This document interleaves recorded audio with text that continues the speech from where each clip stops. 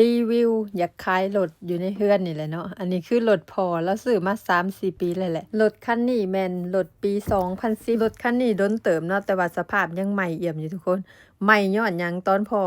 อปู่เพิ่นซื้อมาหั่นน่ะทุกคนรถก็บ่ได้ใหม่บ่ได้เกลี้ยงปานนี้ดอกค่ะแต่ว่าทุกคันที่ว่ารถนั้นเราซื้อมาแทนที่รถที่ว่าซื้อมาขี่แล้วมันสิเก่าลงเนาะแต่ว่าปู่ข่อยบ่ได้รถทุกคันที่มาอยู่นำลาวน่ะรถเก่า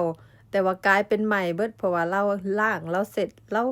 มักล้างมักเสร็จรถให้ได้ทุกคนแป้งอยู่หั่นแหละคันมันบอกมันเพ้ก็ได้ขนาดรถข่อยนี่นะข่อยขี่ข่อยขับเนาะข่อยเป็นคนขี่คู่มือน่ะมันเปื้อนนะทุกคนเราเห็นแล้วเราก็ล้างเราก็เสร็จให้เกลี้ยงจิ๊ดเลยได้พ่อปู่ข่อยเป็นคนใจดีเด้ทุกคนแบบแทนที่ข่อยสิเป็นคนเฮ็ดแทนที่ลูกหลานสิเป็นคนเฮ็ดให้เลาน่ะส่วนหลายเลาเป็นมีแต่เฮ็ดให้ลูกหลานได้รถเลาทุกคันเนาะรถเลาบ่ว่าเลาสิล้างสิมันแพงส่ำใดก็อยากคันลูกคันหลานอยากขี่น่ะ เราให้ขี่รถได้บ่ได้ยากได้รถทุกคันในเฮือนนี่นะ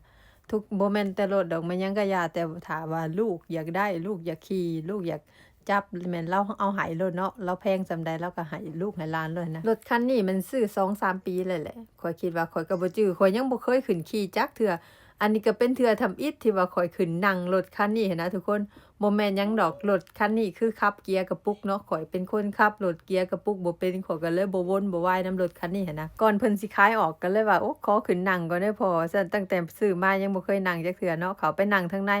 ก็มักอยู่เด้ทุกคนข้อยก็บ่ได้คิดว่าข้างในมันสิเกลี้ยงสิอันนี้กว้างปานนี้เนาะเป็นย้อนปู่ข้อยเป็นคนมักคลีนนั่นแหละข้อยว่า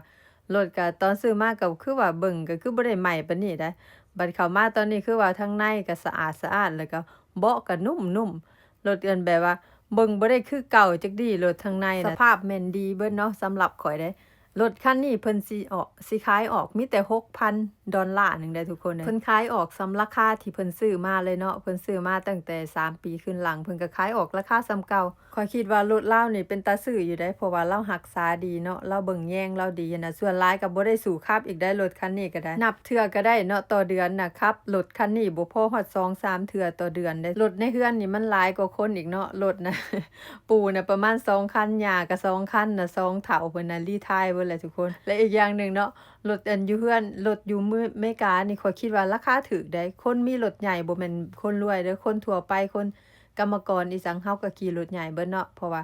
เฮาใช้ชีวิตอยู่พี่น่ะอากาศมันบ่ได้เป็นใจแบบบ่ได้ดีปานที่ว่าขี่รถจักรได้อยู่พี่หั้นนะทุกคนอีกอย่างหนึ่งคันค่าครองชีพแล้วก็ค่ารถนะข้อยถือว่าค่ารถอยู่นี่ถูกเชื่อบ่ว่าตอนข้อยตัดคลิปอยู่เนี่ยผัวข้อยว่ารถน่ะขายออกเลยเด้อว่าซั่น รถนี่ฮะก็เอาลงไปขายประมาณ2-3มื้อนี่แหละทุกคน คนที่ซื้อก็คือคนข้างบ้านกันเองเนี่ยเฉพาะขายรถหรือขายเรือนอยู่พี่เนาะมี2ประเภทเจ้าขายเองหรือว่าเจ้าให้เอเจนซีขายให้แต่ว่าปู่ข้อยเราเป็นคนมัก